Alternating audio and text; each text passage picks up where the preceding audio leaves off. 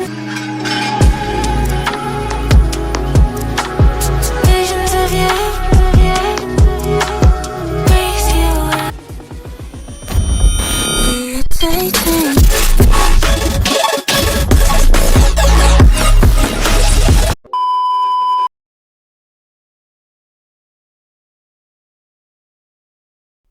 everyone, you are here with your man Ray. I'm here to share the market overview with you for the upcoming week.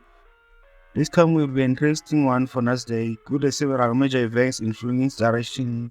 So let's have a look at that. On Monday, you have the release of minutes from the most recent meeting of the Bank Japan's, the monetary policy, more speeches from the Fed, and US data on new home sales, which could provide some insights into the housing market health and potential impacts, consumer confidence, and etc.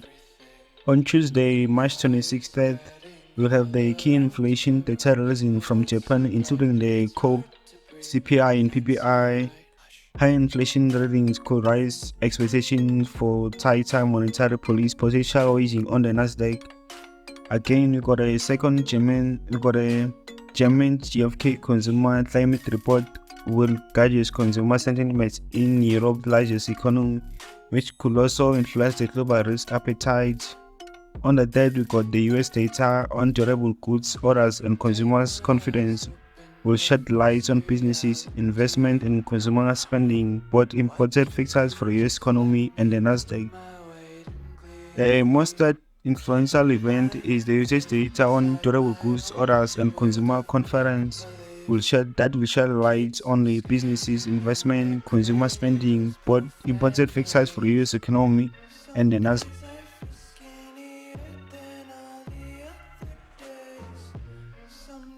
On Wednesday, the 27th of March, the Reserve Bank of Australia (RBA) will release its ML leading index, a gauge of future economic activity. A strong reading could boost the Australian dollar and potentially impact the global market sentiment. The second most influential event is the flash CPI data from Spain and Italy that will provide an update on inflation in the Eurozone. The third one is the minutes from the latest Bank of England Monetary Policy Committee that could reveal the Committee's views on the UK economy and the interest rate. The last one for this day is the US crude oil inventories data that could also impact the oil prices, which could sometimes influence the broader market stock.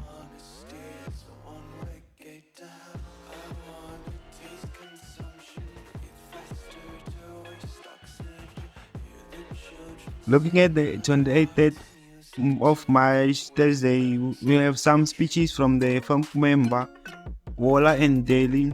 Their comments on inflation and interest rates will closely be watched by some investors, so some might decide to take some profits, something like that. Another important economic data released from the Eurozone, including German retail sales, current account, and final GDP features. This data will provide a comprehensive picture of the Eurozone economic health. We will also have some US data on GDP, unemployment claims, pending home sales that will be crucial for guiding the economy of the US momentum. A strong GDP report or a decline in unemployment claims could boost investors' confidence. The last one for this day is the Chicago PMI that could signal the direction of manufacturing activity in the US.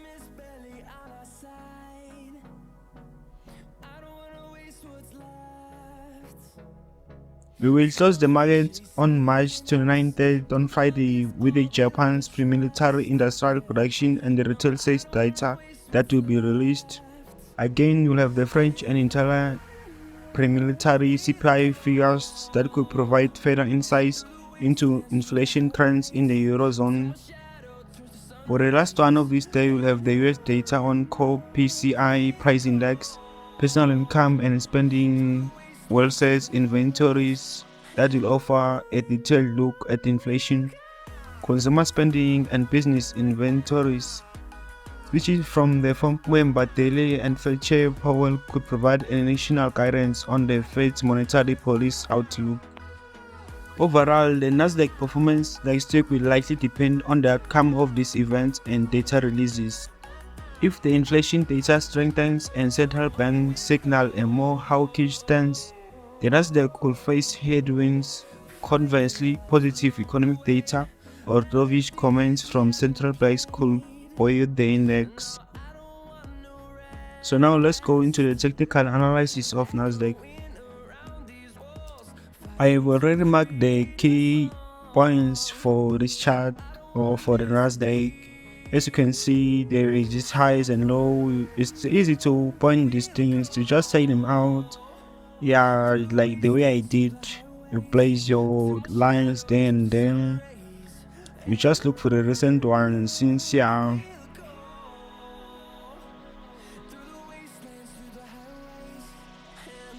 even when you look the weekly chart, you can see that we had some correction on the recent weeks. I think it went down twice. You can see it was a bit of a correction, and as it stands, if we continue like this, we might just see the price going higher from now on, because like it's still early. We just broke the recent high, so it's not a big thing.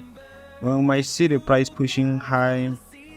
You will check even on the 4-hour time frame. I've done the same thing, and it's mostly like the one and the same thing. Just what I've ended up with some other stuff, but it's mostly the same thing. What we are seeing here is what is appearing on the higher time frames. As you can see, the recent one on the 4-hour candle is also here to check. If it happens like this week, we continue, we might go maybe lower nyana, then we might see price going higher from here on because of what has been happening. And again, on the previous days where this thing by the Fed, they had some talks of wanting to cut the interest rates. They say so those ones, it's like the market reacted to it in some sort of way. It has a positive impact on the market, and we have seen the US or the DXY going a bit low. But we'll check it on the later nyana. So yeah, for this one, if it happens that it goes higher nyana, we might just see it reaching the 18600 level there. And yeah, it might just consolidate. You'll never happen, but they mostly likely to happen. We might see it just pushing higher, going higher, because we've already had this correction. So yeah, we might see the price going higher, much higher from now on.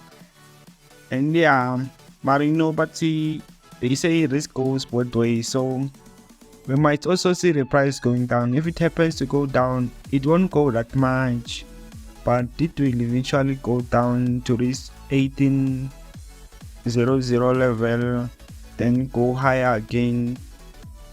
There is a chance, there is also a chance maybe on Monday. If it happens, you never know, since we have a lot of events, or it might just consolidate for the whole week, because there will be lots of impacts. Then on Thursday, you might see a massive move from the market.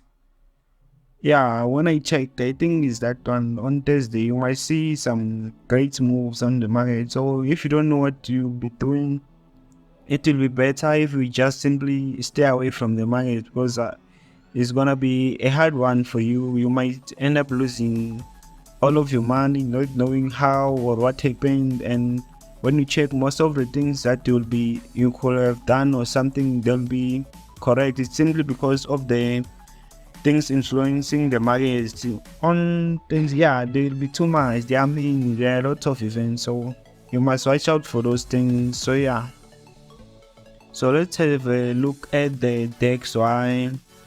I want to show you that thing whereby, yeah, I say this one is from the live stream.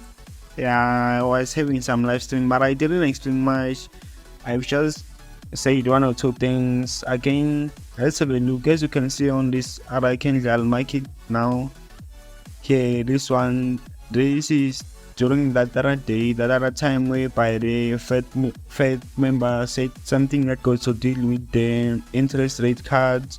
So yeah, it just went down, but it has already recovered from it. So far, it's kinda bullish, yeah, but not that bullish, because there are a lot of things happening that will affect these markets for the short term, even for the long term.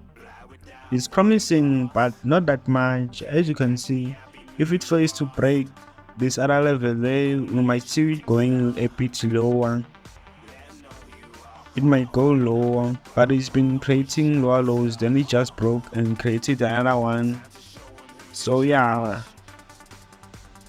we might see it consolidating for a while, then pushing lower or high, but the most likely case that will happen, you might see it pushing lower for the upcoming week. So I think we are done. Yeah, I think we are done for today. You can check my channel on YouTube and search Ray.